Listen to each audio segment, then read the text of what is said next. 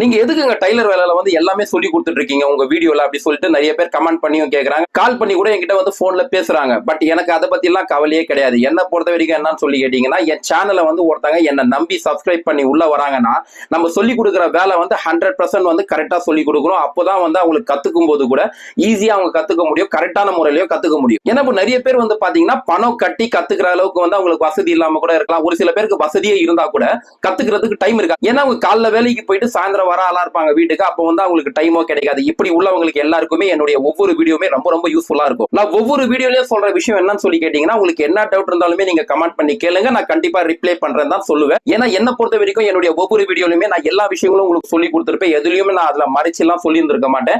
A to Z ஒரு blouse எடுத்துக்கிட்டாலும் சரி, சுடிதார்ஸ் எடுத்துக்கிட்டாலும் சரி, கட்டிங் ஸ்டிச்சிங் ரெண்டுத்துலயுமே நான் எல்லா டீடைலுமே உங்களுக்கு சொல்லி கொடுத்திருப்பேன். இப்ப கூட நான் சொல்ல வர விஷயம் உங்களுக்கு என்னன்னா, நீங்க என்ன டவுட் இருந்தாலுமே வந்து கமெண்ட் பண்ணி கேளுங்க, நான் கண்டிப்பா ரிப்ளை பண்றேன். நான் இருக்கேன். தேங்க்யூ.